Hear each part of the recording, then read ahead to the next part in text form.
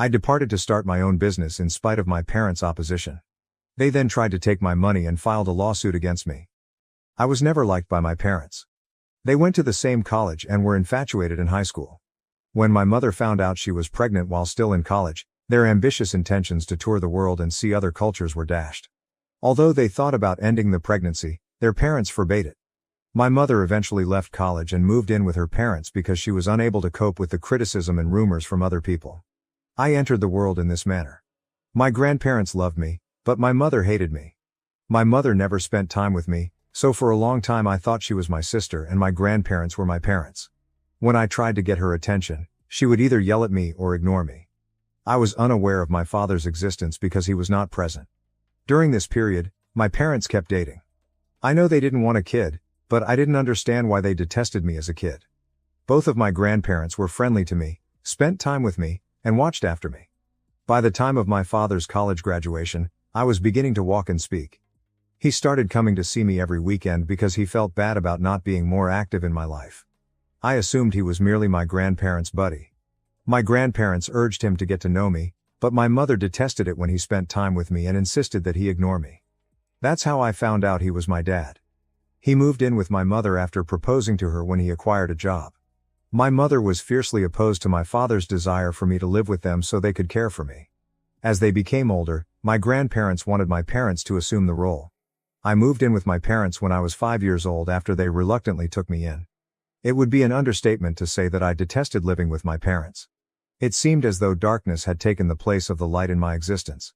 My mother threatened to expel me if I did anything wrong and was always reminding me to be thankful that I was still living with them. My dad arrived home late at night after working all day. He insisted that I go to bed since he couldn't handle me that day and that he needed time alone whenever I wanted to spend time with him. My grandparents used to love me, but now I live with parents who hate me. I knew I wasn't wanted, but I didn't know why. Unlike other children, I never received toys or treats from my parents. On occasion, I would arrive at school with unfinished assignments, and my instructor would call my mother to yell at me for being indolent and to accept responsibility. Because I was so afraid of her, I began to meticulously complete my assignments in the hopes that one day she would accept me. However, she never did. My father continued to live in his own universe, unconcerned with my everyday activities or academic achievement. As I became older, I realized the true feelings my parents had for me. I observed that they regarded me differently than other children. I observed other parents embracing, kissing and grinning as they dropped off their kids. None of that ever happened to me. I had the impression that I was living with strangers. I began to wonder if I was actually their biological child as a result. I asked my grandparents every time I went to see them and they confirmed that I was their child. They clarified that my parents simply required more time to grow up. My mother, on the other hand, never sat down to say anything nasty. If I were in high school with you, I would have bullied you mercilessly. It was strange to hear my mother make fun of my hair, glasses and weight. My mother refused to acknowledge that I had a milk allergy, even though my grandparents were well aware of it. She made me drink milk one day, saying that children in her era didn't have allergies and that I was pretending to have one to be cool. I ended up in the hospital as a result of a serious allergic reaction. She was shaken by the situation, particularly when the police arrived to speak with her. She never gave me milk again after that. She sobbed when my dad yelled at her as well. My recuperation was filled with conversation as my grandparents hurried to the hospital to be with me. My parents' attitude toward me changed after this episode. In the evenings, my dad would spend time with me and put me to bed, and my mother began getting me up for school and helping me get ready. They started treating me like a human being. I'm not sure what happened. Seeing my dad invite me to watch football games with him or my mom inquire about school was odd but enjoyable. I started to know my parents better in this way. Since I didn't harbor any animosity toward them, I believe I was born with a great deal of empathy. One of my favorite memories of the three of us is going to the beach on the weekends. My parents began to show me some love and I stopped feeling envious of the children in my class.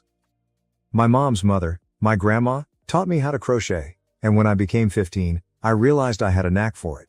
By this point, my grandfather was dead, and my grandma made a few $100s a year selling her lovely handmade crocheted items at the local craft market. I was captivated by the elaborate designs and vivid hues she employed, and I eagerly took in every aspect of her work.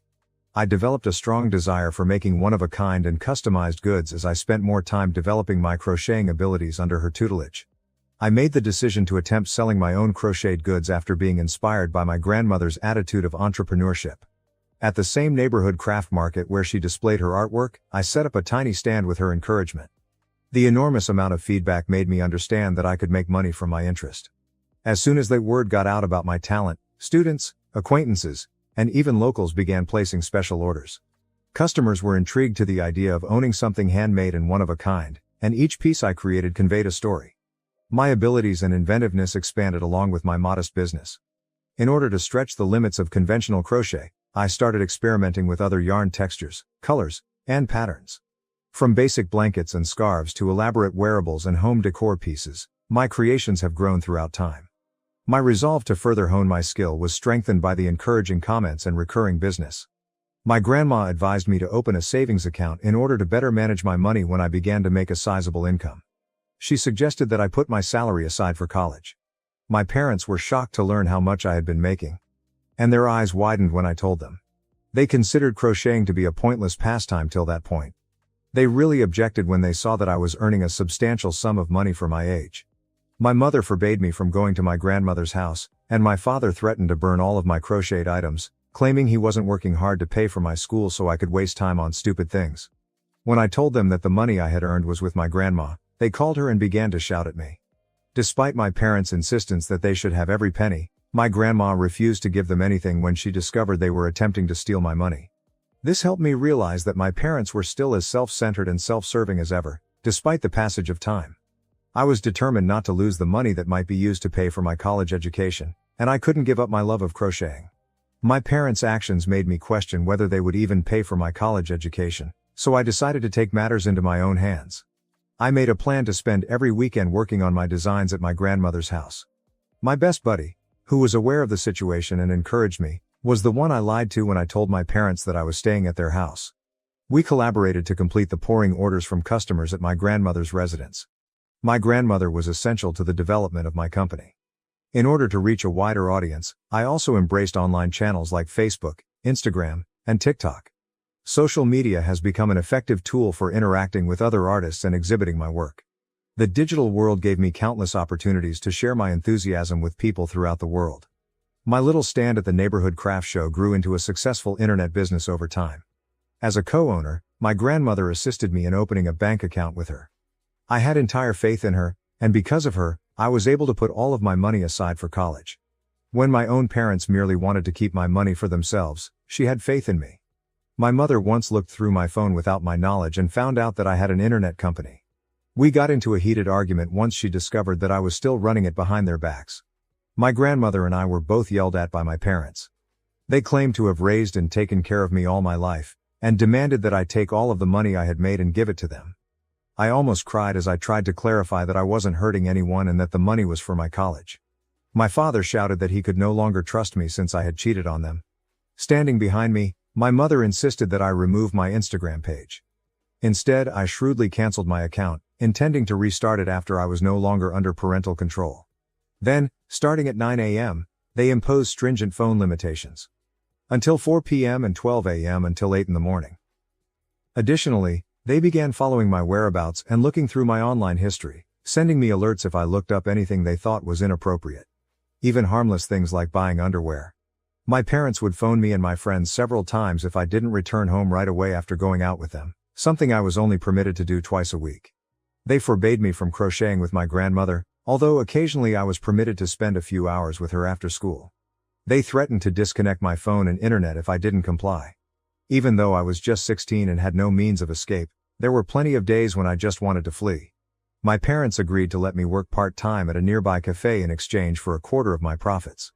Without protest, I gave them their weekly allotment and sent my grandmother the remaining 75% to be deposited into my bank account.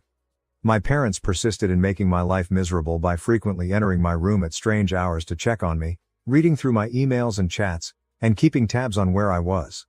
I was grounded or made to give them a larger portion of my wages if I disobeyed their regulations. Knowing that getting into a reputable college was my ticket to leaving this existence behind, I concentrated on doing well in school in spite of everything. I put in a lot of work.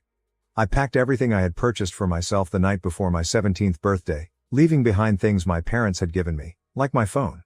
To be sure they couldn't follow me or discover any details about my plans, I cleared my phone. I was finally able to move in with my grandmother when she came to take me up early in the morning. When my parents saw me go, they became irate and began fighting with my grandmother, threatening to call the police. Since I was now 17 and could make my own decisions, I told them to go ahead.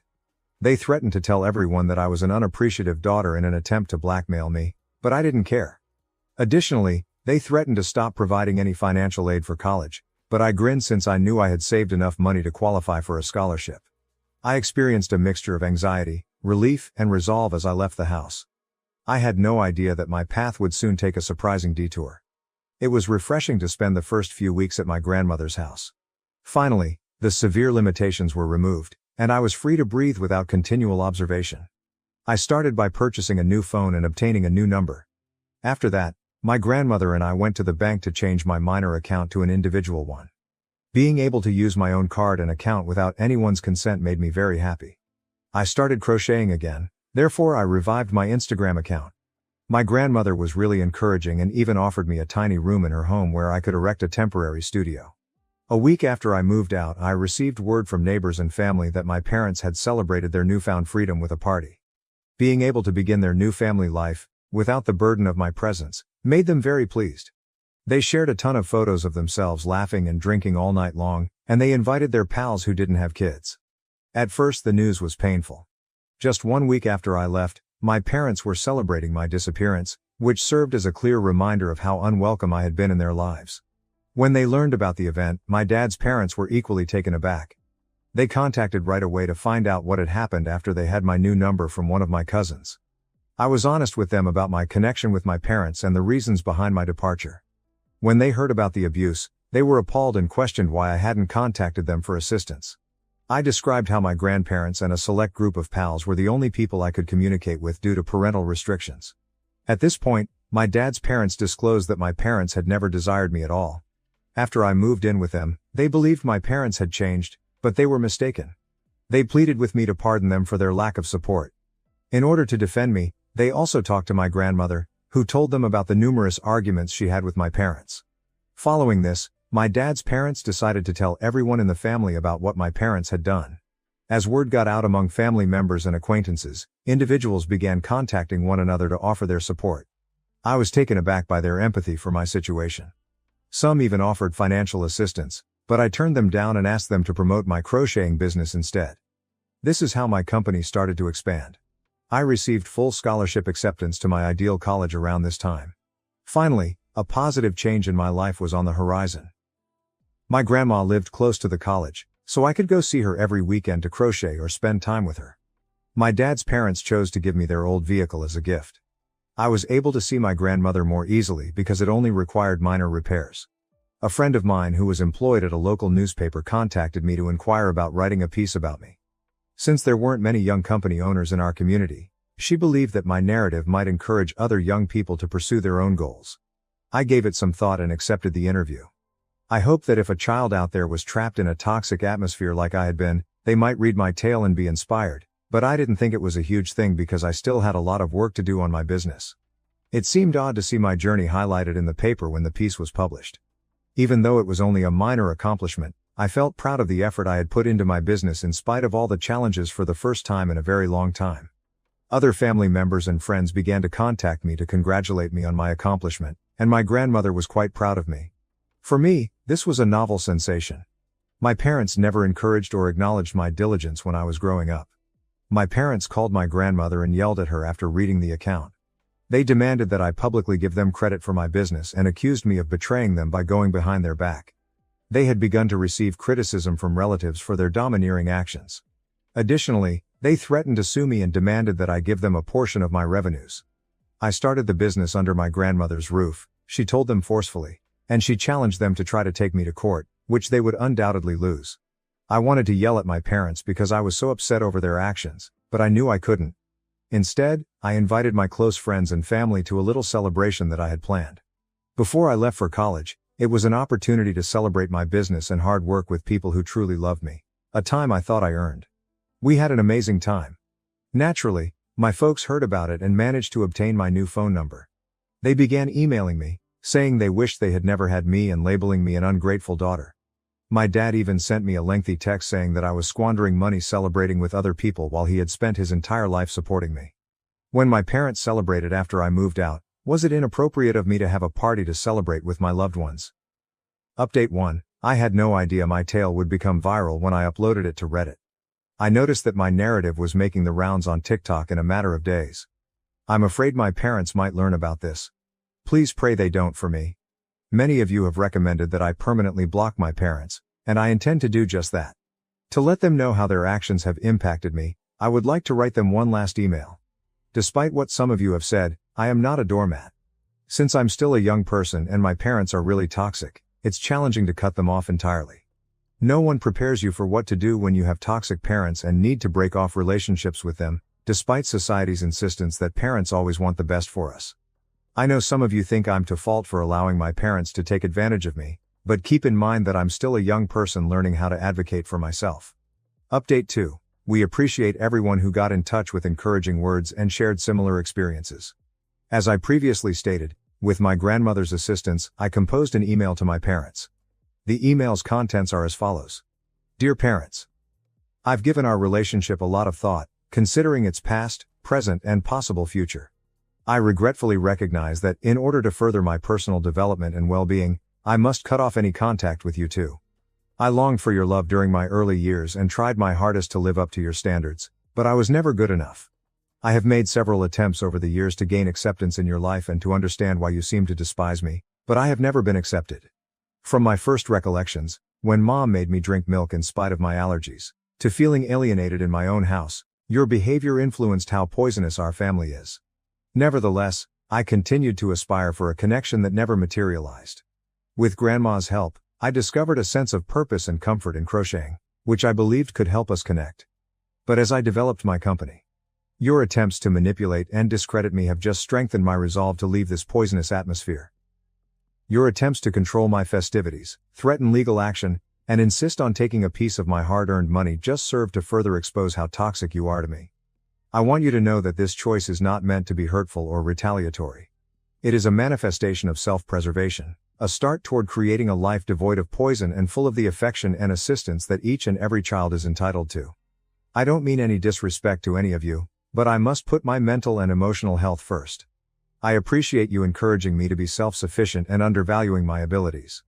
I hope you both find happiness without me and wish you luck in your future pursuits. I ask that you honor my choice to stop communicating. Let's have a friendly separation. I'll admit that while I was composing this email to my parents, I started crying. It's really difficult to cut off your parents, even though I know I should be tough and keep in mind all the horrible things they have done to me. We are conditioned to adore them as children, and it might be challenging to overcome that mentality. I blacklisted them everywhere after I sent the email. I'm going to college in a few days and I'm a little anxious about it. My dad's parents and my grandmother will assist me in relocating to my new dorm. Meeting new people and forming friendships excites me. To everyone inquiring, even if I'm a college student, I won't give up on my successful crocheting business. My passion is creating original designs. I'll put in a lot of effort to balance it with my studies. As of right now, this is the only update I have. Update 3. My previous update was 6 months ago. Whoa. I'm amazed at how much time has gone by and how my life has changed. Above all, I am doing really well in college. Even though the classes are difficult, I'm working hard to keep my GPA high. Even though my crocheting business is doing well, I am aware that a college degree will serve as a safety net. In college, I've also made some amazing friends, and I even receive more crochet orders as a result of them. I've been able to meet new individuals and discover new vistas thanks to college. Compared to the loneliness I experienced at home, this is a welcome change. I even currently date a man named Kyle. We have only been dating for 2 months and we are still getting to know one another. We'll see how things work out because he's a nice man. I make it a point to go see my grandmother every weekend. We are still working from her temporary workspace to complete our crochet orders. The company is flourishing, and our clients' enthusiastic feedback is tremendous. Following my passion has given me a sense of fulfillment and purpose in addition to financial stability. It's been a quiet 6 months since my sincere email to my folks. They haven't tried to get in touch with me. According to my grandparents, my parents sold everything and left the nation in search of a new beginning since they felt that everyone was criticizing them. I have no idea where they are, and to be honest, I don't give a damn. It says volumes that they decided to go without making an effort to make amends or even offering an apology. Wherever they have gone, I sincerely hope they find happiness and are able to follow their lifelong dreams. It's time for me to concentrate on my personal path and on creating the life I've always desired. I would like to thank everyone who has been following my story and providing supportive comments. I am so grateful for your support. If all of this has taught me anything, it's how important it is to surround yourself with positive, self-affirming people. I am where I am now because of my grandmother and others who had faith in me. Most likely, this will be my final update. Thanks to everybody. My wife cheated with my stepbrother, got pregnant, and I told her parents. Now she's cut off from her inheritance. I, 34M, and my wife, 29F, have been married for 2 years. Our relationship has been rather ordinary. We met at a work event many years ago, became friends for a few years, then realized we had feelings for one another and began dating. We dated for 3 years before I asked her to marry me, so we've been together for about 6 years. We never had any issues, either while courting or after we married. She is gorgeous, intelligent, and a wonderful partner for me.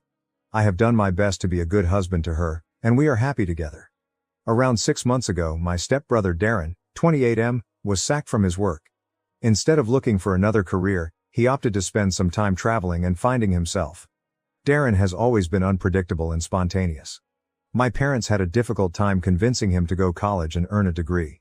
He is constantly full of wacky ideas that he needs to be talked out of, but being dismissed from his job because he was intoxicated during a business meeting is serious.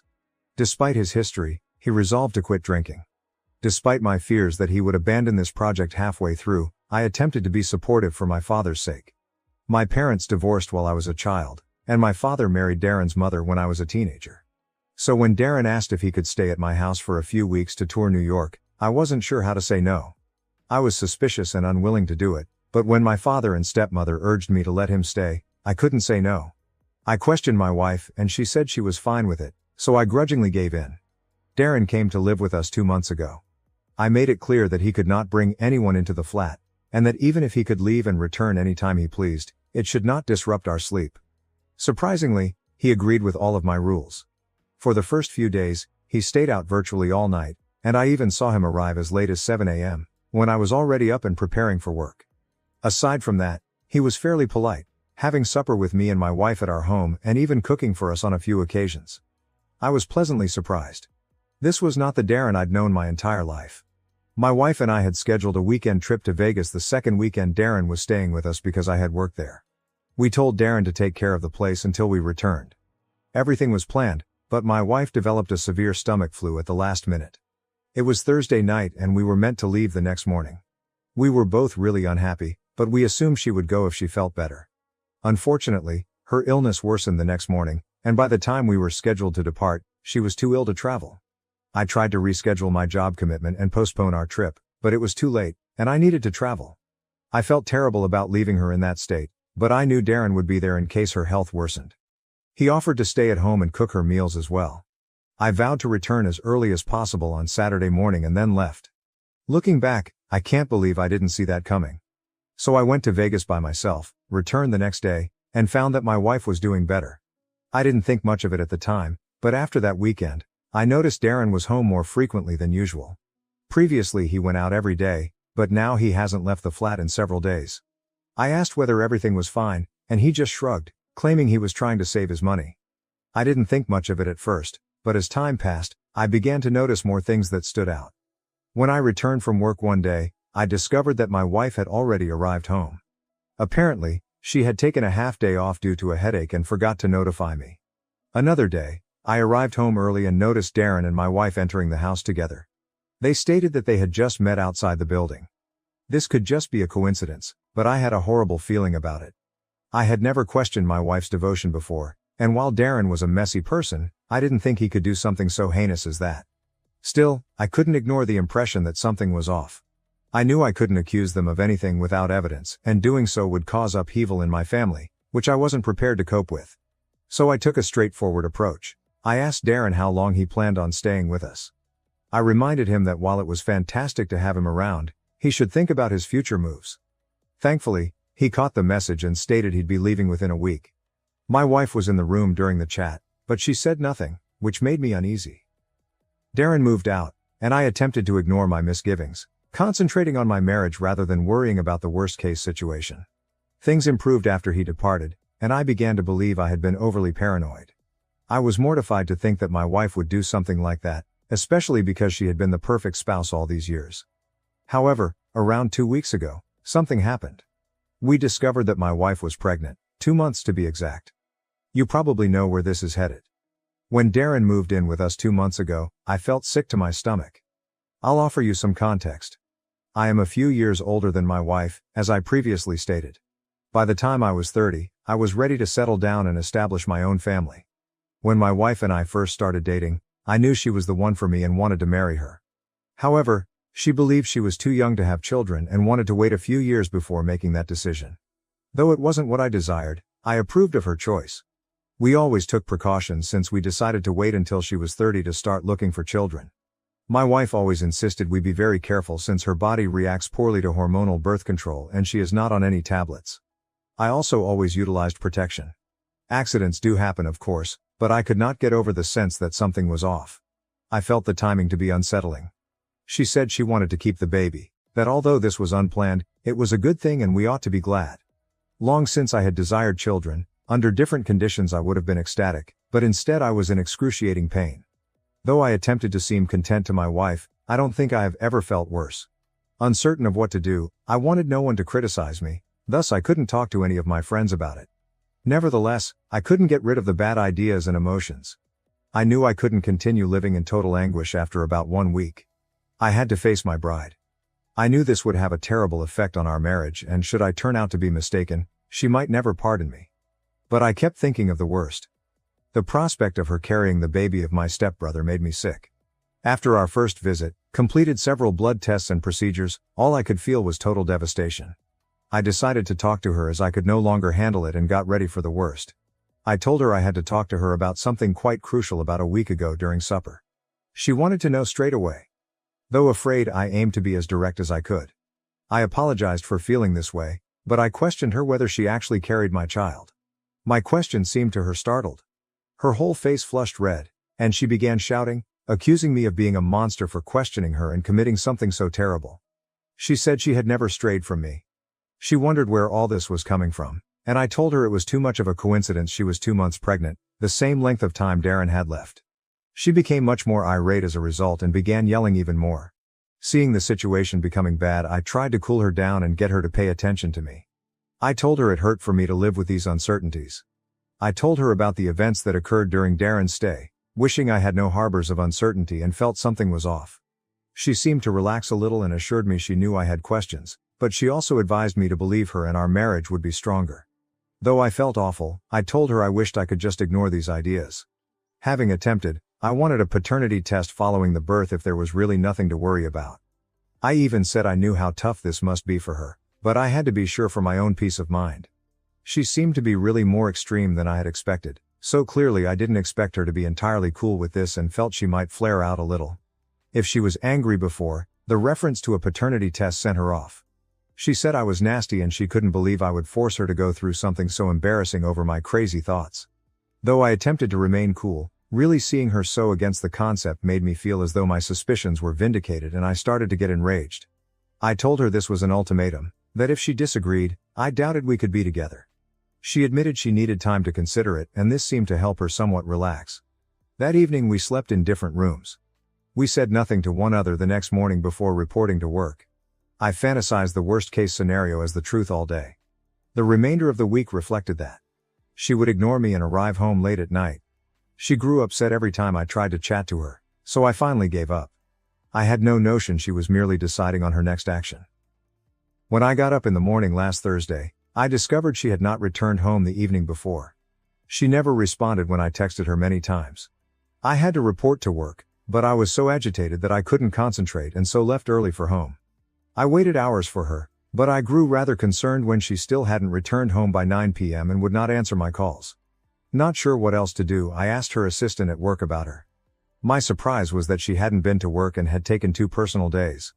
Her assistant expressed amazement at my ignorance of this. I was somewhat concerned at that point and phoned some of her friends to see whether she was with any of them. I started picturing the worst when all of them claimed they hadn't heard from her. I fretted about her leaving me or about something happening to her.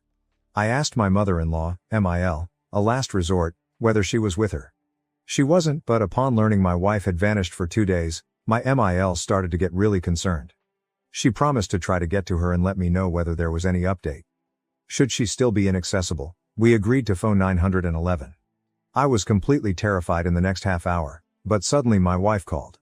She stated she was absolutely fine, wanted some time to sort things out, and that I had no need to stress her out for no cause or involve her mother. She sounded even angry, very apathetic. I became enraged when she showed no regard for freaking me out, but I calmed down and asked her where she was and when she was returning. She hung up, then declared she would be returning early the next morning. Frayed and somewhat angry, I went to bed. I considered spending some time apart from her. I had no idea what lay ahead of me. The next morning she woke me up and seemed especially content. She stated she was fixing a problem, when I asked her where she had been the day before. Trust me when I say I spent weeks considering every conceivable scenario that might go wrong. What she said next was crazier than anything I could have imagined.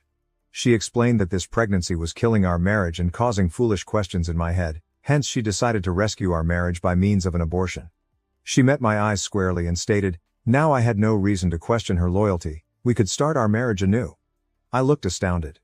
I had never used that word and really meant it before in my life. I simply asked her if she was kidding after just staring at her. She stated she was totally serious and hoped I could unwind now and stop allowing stupid worries to disturb me anymore. That served as my breaking point. After several more minutes of staring at her, I stood up and departed. Spending another second with her worried me that I would have some kind of mental collapse. She started to follow me, but if she wanted peace, I advised her to avoid me. I guess my tone was severe enough to stop her. I phoned my attorney on the way out of the building to let her know I was divorcing my wife and needed to start the process immediately. I also scheduled a meeting for the following morning and advised her we had to make sure my wife missed a penny of my money. Though I had no idea exactly how things would turn out, I knew what I had to do. I asked Darren where he was when I phoned. He claimed to be in Atlanta, someplace. I asked him not to waste my time. Simply admit that they had slept together. I was divorcing my wife. He said nothing for a few minutes, then simply apologized to me. That helped me too. I understood there was nothing else to say. For the evening I checked into a hotel and got ready for what I knew was in store. I woke up the next morning, headed straight to my attorney, and gave her all the specifics, the infidelity, the abortion, everything. She claimed that we did have a shot, even though it's tough to have a clean divorce with no alimony unless both sides come to a mutual understanding, as my wife has a high-paying job of her own and is most certainly the one at fault here. Really, I was more concerned with the cause than with the money. With this woman I was finished. She could be very frigid, which astounded me. It seemed like I had lived all these years among strangers. The person I loved and married would not be able to do anything this crazy. She had slept with my stepbrother, but there was still a possibility she was pregnant with my baby. Now we would never know. Changing my plans to suit her wants, and doing everything I could to be a decent husband, after almost 6 years in this marriage, this is what I received. Inquiring whether she was at work, I phoned her assistant. She became. I urged her not to tell my wife I phoned and lied about arranging a surprise for her. I then headed home, loaded as many of her items as I could into 3 suitcases, and arranged them in the hall. Changing our locks and phoning a locksmith came next. I wanted no sight of her. I wanted her out of my house, gone. Not wanting to be home when she got back, I then stuffed some of my own items in an overnight bag and headed back to my hotel. It was almost 5 p.m. by the time everything was finished, and I was worn out, physical and psychological. I slept on the bed and nodded out as soon as I got to my motel. My phone rang when I woke up. In fact, it was my wife, but I chose to treat her with the same indifference that she had shown me the day she obtained the abortion behind my back. She persisted in phoning, and I ignored a million books that she recommended. Regarding all that, I had nothing to say to her. She stopped at last after over an hour of unrelenting calls. She had apparently given up, but then I received a text from Darren stating she had contacted him and inquired as to whether I had spoken with him. It was finished, he informed her. I knew everything. Again over text, he apologized. I couldn't care less. Not texting him either, I started considering what to do next. The following phase was where I might have gone a little too far, but I was devastated and embarrassed. What else to do eluded me. One thing you should know about my wife is that she is from a quite traditional Southern background. They do things a particular way over there, and since we were married, she has been under pressure to have children. I had been on her side at every family gathering for years, helping to back our slow approach. I never once said that her desire to wait was the sole reason we weren't trying for children. I knew that her family would not be very happy if they discovered she had an abortion and cheated. I thus decided to phone my mother-in-law and simply be petty once in a lifetime. I gently went over everything with her and advised her that I was divorcing her daughter for betraying my confidence. She first doubted me and sounded embarrassed. About the abortion, I could show her the positive pregnancy test and the doctor's notes from our first appointment. Darren had previously acknowledged the affair. She may have her daughter clarify the rest. My wife was blowing up my phone in no time, exactly as I had anticipated. I tried to wait it out, but I ultimately picked up when she wouldn't stop after an hour and a half of unrelenting calling. Her answer was as predicted. She screamed I was ruining her life for no reason and she had nowhere to stay for the evening. She was beyond enraged. I informed her she was welcome to check into any hotel of her choice, but not to irritate me. I disregarded her attempts to prod me. She would be hearing from my lawyer shortly, and any correspondence from now on would go via our lawyers, I advised her. I also assured her that I would pack and deliver everything she desired wherever. She then told me she could forget about ever inheriting a cent from her parents since her parents were quite enraged with her and declared she was no longer welcome in their family. From my in-laws, this was surprising. Although I expected them to be enraged, I did not believe they would act in this extreme manner. I obviously told my wife none of this. Rather, I advised her she should have considered this before turning around behind my back and that none of my concern was what her parents chose to do. Saying I shouldn't have dragged her parents into our marital troubles since now her life was shattered and she had nobody left, she labeled me immature and petty. I hung up on her and replied I couldn't care less. She then started texting me endlessly, calling every name under the sun, threatening to steal every dollar I had and cause me to repent everything. My father-in-law called me as well. He apologized to me for what his daughter had done. He was embarrassed of her. Hoping this would teach her a lesson, he informed me they were done letting her get away with anything. I was more than glad to provide him with the doctor's reports he requested. That was a couple hours ago, and my wife keeps contacting me. I'm thinking about just blocking her. But somewhere in the back of my mind there is a niggling voice reminding me I might have gone too far and ought to have kept this between the two of us. Although I absolutely have second thoughts about the divorce and I don't regret shutting her out of my apartment. I realize what a major blow it is to her to be cut off from her parents. Am I the asshole for telling my in-laws about my wife's adultery and abortion? Update 1. I want to thank everyone who helped me. Those of you who shared your own tales made me feel far less alone than I was feeling and also helped me relax about my response. Working through the divorce has not been simple. She is determined about receiving alimony and won't help me. We all know how complicated divorces can go, thus we have been trying to come to an understanding between us and avoid going to court. Unfortunately, it looks like she is handling this as an assault against her ego and does not give practicalities any thought. I am quite happy I had the wisdom to evict her from the apartment before she could get the pregnancy test and ultrasonic records, which I currently have with me. I have also discussed the overall matter with Darren. Though I am furious with him, he claims he will help and even testify if he has to. He has also blocked my wife on all conceivable platforms and avoided all interaction with her. He has apologized for what he did, not that his apology counts to me, but at least he isn't repeating her error as she did. Curiosity drove me to ask him specifics about the affair. He claimed it began the weekend I visited Paris and persisted for as long as he remained here. Reportedly, they also met a few times after he moved out. Regarding her pregnancy or abortion, he claimed he knew nothing. Though I am furious with him, I do need him to respond appropriately should things get that far off. Knowing that he depends on my dad financially, his funds have gone out, I also realize the only reason he is suddenly so thoughtful of my needs is clearly, my dad will be cut off completely should he exacerbate the problem in any form. According to my dad, Darren's lack of immediate cutoff is just a result of our maybe need for him should the divorce get messy. It hasn't been easy. I'm trying as hard as I can not let me snap at him. Apart from that I have moved into my apartment, otherwise, there is not any more positive news as yet. I cannot pretend to be sympathetic. I know exactly where she is. I am not likely to lose this flat as I have owned it for considerably longer than my marriage has lasted. For now just that is all. I am preparing for the divorce to get more ugly. I have no other option. Once things calm down enough, I'll attempt to let you know people. Update 2. I am formally divorcing you people. My last update was 6 months ago, hence I have been really busy. Things have advanced with the divorce since then. Originally challenging, my wife changed her behavior following multiple pre-trial hearings, depositions and settlement negotiations. It became evident that if we let this go to trial, it would only end badly for her. Darren answered under oath. Already, we had proof of her pregnancy. For her statement, we called in our OB/GYN, she supported us on everything. Especially exposing were the depositions.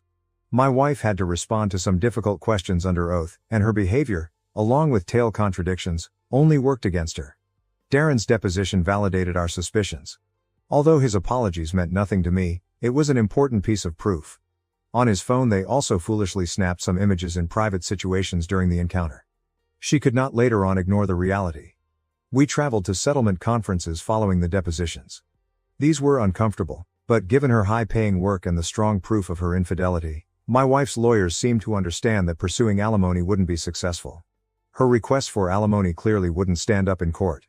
While we were ready to resolve things amicably, I wasn't going to be taken advantage of. My wife gave up at last. She committed herself to not claiming any alimony. Given her efforts during our marriage, the settlement also guaranteed that she would not get any more than what we decided upon. This was fair. I'm happy the last decision was taken without calling for a pointless trial that would have simply sapped my funds and time. She will have her own stuff. We have fairly split our shared assets. The settlement guarantees our ability to go on free from more entanglement. Though I am glad everything is over now, I cannot help but feel as though all of this has been a great waste of my time. Not only the divorce, but the entire marriage. I find it hard to believe I squandered time and effort and strayed from my intentions to start a family for someone who would not hesitate to toss it all aside for basically nothing. I appreciate your support and counsel all around. It has been really helpful at this difficult period. If someone else is experiencing something like this, keep strong and rely on your support system. Things will improve. Update 3. Although I'm not sure whether anyone is still interested, I wrote in this subreddit at the start of the year and it has been a few months since my last update. I heard from my dad a few hours ago. Not expecting much, I picked up and was genuinely perplexed about how to respond when he told me. Darren and my ex-wife apparently are seeing one other once more. I hadn't heard from any of them and didn't realize Darren came to the city after finding employment here. I suppose it was sufficient to reignite their love and she apparently forgot all the slights she had aimed at him during the divorce. I get turned off. I feel duped and that someone made a fool of me. According to my dad, he has made it abundantly evident to Darren and my stepmother that he wants nothing to do with him going forward. At least, having my old dad by my side feels great. Still, that is that. I don't think I will have any more updates for you folks as I hope I won't hear anything about this anymore. I discovered a secret warning from my boyfriend's ex and the terrifying truth was revealed. Original post, August 27, 2024 throwaway account because I don't want my boyfriend to find this.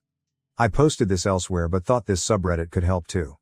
I, 28F, and my BF, 30M, who we'll call Steve, have been together for 2 years and have been living together for 8 months. I was cleaning our apartment when I found a note in the back of a cabinet. For context's sake, I'll copy it below.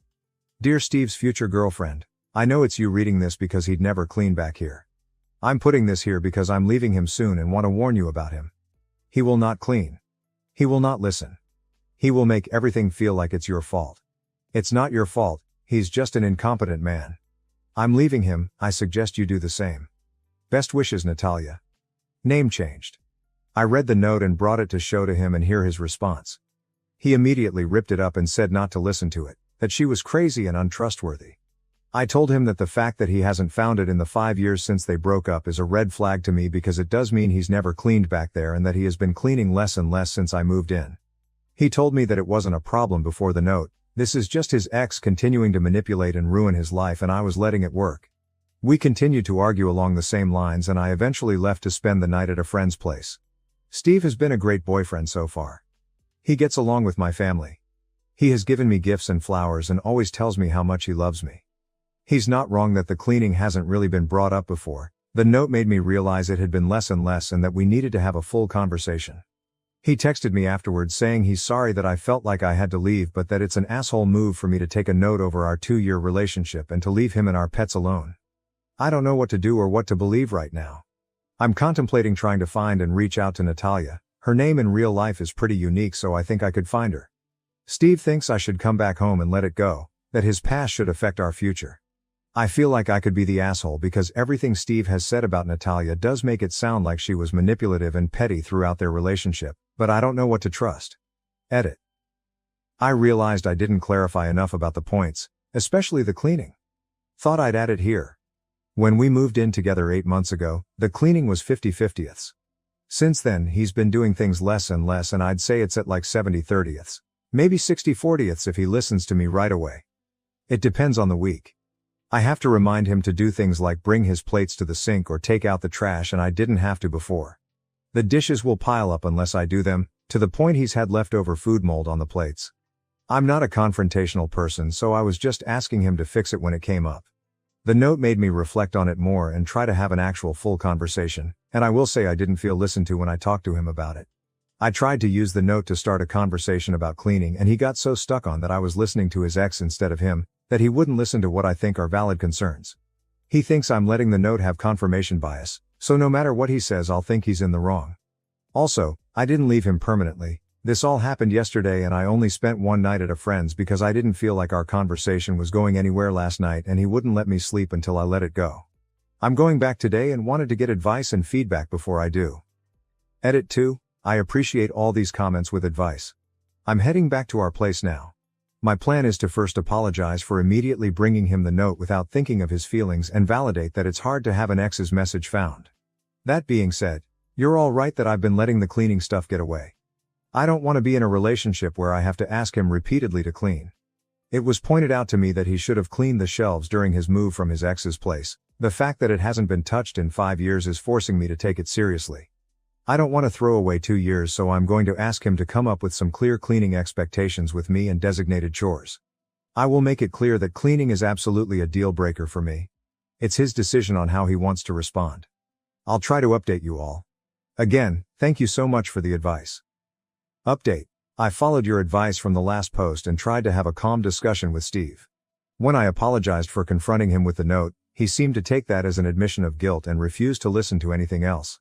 I had come up with a list of specific instances of not cleaning like many of you suggested, and he said I was using lists just like his manipulative ex did. So yeah, the crazy ex thing you all said was a red flag was definitely true.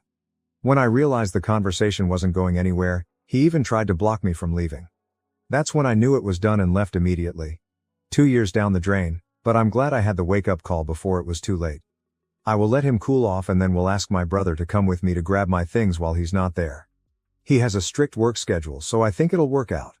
I am planning on leaving a note there, but probably a little longer with the advice to not show it to him. I'm leaving it in the exact same place, so if he doesn't learn his lesson about cleaning, it'll come to haunt him. All he has to do is clean. The biggest surprise out of all of this is that I didn't reach out to Natalia, she reached out to me. Apparently he borrowed his friend's phone to call her, screaming that she's ruining his life still. The fact that she blocked him and he still had her number memorized just further confirms he was the crazy ex, not her. Natalia found me on social media and wanted to make sure I was okay and was especially concerned that he'd gaslight me like he tried with her. I thanked her for leaving me the note and saving me time. We scheduled coffee for Thursday afternoon. I wanted to thank you all again for the advice, especially the person who posted the Love is Respect website. I took the healthy relationship quiz after our conversation and it wasn't great. You called out how he was weaning me into an unhealthy relationship so well. For now, my friend said I can stay until I find a new place. I have emergency savings and a decent job, so I'm in a privileged place when it comes to this messy breakup and I'm just trying to feel grateful for that. Just posted my final update separately. Thank you all for everything. Relevant comments. Commenter. So, what is your experience with #2 and #3 of Natalia's notes? Did you see some truth in her words there with your own past experiences with Steve? OOP, he does listen to me, I think. Like when he gets me flowers, he knows my favorite. We have some hobbies in common and love to talk about them. I feel like the most he's not listened to is in this situation because he refused to get past the fact that I'm listening to his ex over him. That being said, since we moved in together, I do feel like he's putting in less effort when it comes to starting conversations or initiating quality time to #3. This is hard for me to answer. I think I can be a people pleaser and tend to think things are my fault anyway, but he's never directly said that's your fault when it comes to conflict. OOP responds to the issues she has with her boyfriend's cleaning after showing him the note. OP, thank you for your feedback.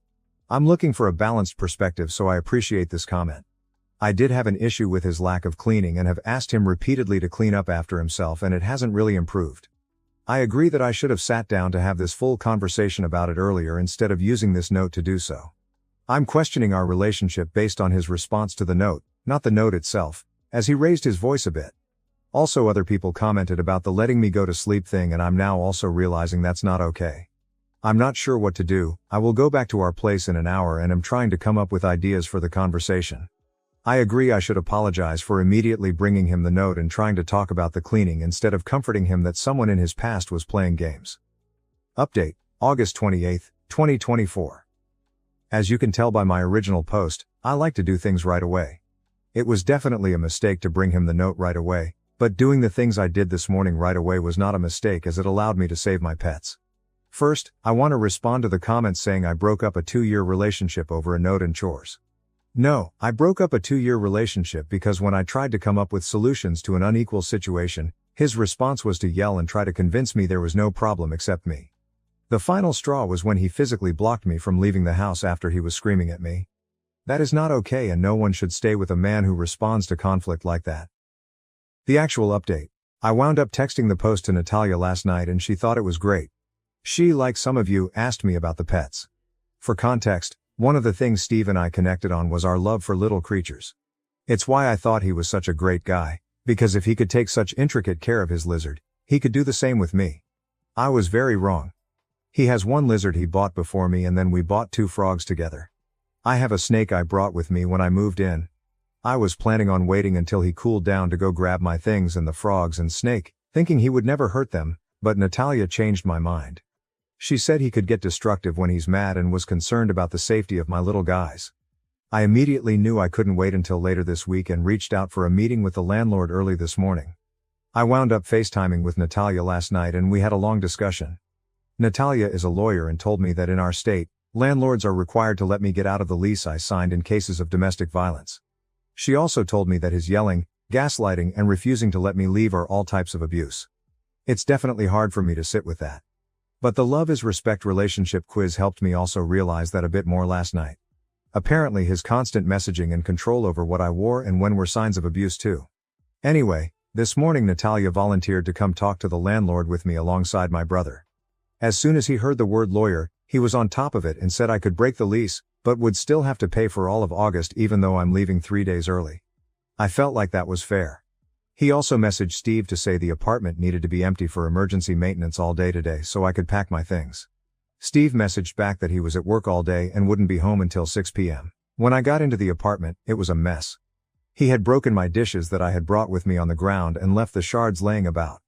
My clothes were ripped up and scattered around our room. It was disgusting and heartbreaking. He left his lizard alone, but opened the tank doors for our frogs and my snake. Luckily the frogs were still chilling in their enclosure, but my snake had gotten loose. This made me the most mad, as she could have gotten cut on the broken plates.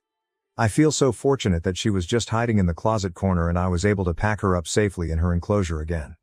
All my things are packed and I'm writing this as my brother drives me back to my friend's house right now. Natalia told me that she actually left 3 notes, one in the cabinet, one on the underside of the vacuum, and one in the crumb catcher of the toaster. While we were there we checked to see if the notes were still there. The one on the vacuum was, but it looks like Steve did clean out the crumb catcher at least once in the past 5 years. He never told me he had already found a note in our conversations, so it caught me by surprise. Natalia and I left the vacuum note as is and replaced the cabinet one. I wasn't comfortable leaving my name on a new note, so my addition was a handout on healthy versus unhealthy relationships and a QR code to the quiz that woke me up. I'll put it in the comments. I'm not sure if I can have an outside link. Natalia said if he didn't find the notes in those 5 years, especially after the move, he probably won't find them again. I'm inclined to agree, especially given he did find one but then didn't even clean the rest of the house to see if there was any more. Steve doesn't make sense to me, and seeing the state of the apartment really woke me up to the fact that I have no idea who he is. The Steve I knew would never put animals in danger, but I don't think I really ever knew Steve. To the people saying it's pathetic that I broke up my relationship because of chores and Reddit, I encourage you to reflect on the subtle ways that abuse starts. This Reddit thread woke me up to it and gave me the resources to get out safely before it got any worse. I also made an appointment for a therapist. I'm very lucky that my job has good insurance, so I should be able to work through this relationship, and I'm hoping to focus on boundaries and my people-pleasing habits, so I never find myself in this situation again. To the people wishing that Natalia and I would get together, we had a good laugh about it. Natalia is engaged to a wonderful man who cleans, listens, and reflects. She said there's a phenomenon that when people break up with their awful ex, their soulmate can quickly follow. I'm hoping that's true. Regardless, I do think I got a good friend out of this, especially since Natalia is a snake mom too. This is my final update. I hope if you learned anything from my experience, it's that abuse doesn't start right away. First there's love bombing, gifts, and pretty words. And then slowly, they test how much you'll put up with. You should never have to put up with anything, especially moldy freaking plates. TLDR, after ending things due to his behavior, Steve destroyed our apartment and let my snake loose, but I was able to get off the lease and get my things with Natalia's help. Now I'm safe and I'm looking for a new place to live. Relevant comments. Commenter. Natalia received the assignment Demonstrate Sisterhood and aced the test. I am so sorry that Steve proved all of us, including Natalia, right on how crappy he is. Can you go after him for the destruction of property? OP. Honestly, I just want to put this behind me. Most of the clothes were ones he bought me. I thought they were sweet gifts, but looking back on it, I'm realizing he pushed my style out for the one he prefers. He liked to dress me exactly the way he wanted, so I'm okay leaving the clothes behind. I can get new dishes and new clothes that fit me. I have my pets and that's all that matters to me. Commenter, the Steve I knew would never put animals in danger, but I don't think I really ever knew Steve. That really freaks me the fuck out in these posts. The idea that you can know someone enough to start working on a life together but not actually know them. It makes me wonder what % of abusers masking do it specifically on purpose to trap someone, and what % just happen to have nothing trigger their worst instincts, behaviors. It's hard to imagine the bulk of stealth abusers being patient masterminds working a long con. Commenter, but it looks like Steve did clean out the crumb catcher at least once in the past 5 years. Steve probably didn't have a choice for that one. The paper and crumbs mix would have started smoking at some point. OOP on her snake. OOP, a western hognose, she's the cutest. Her name is Raspberry because she's pinkish in color.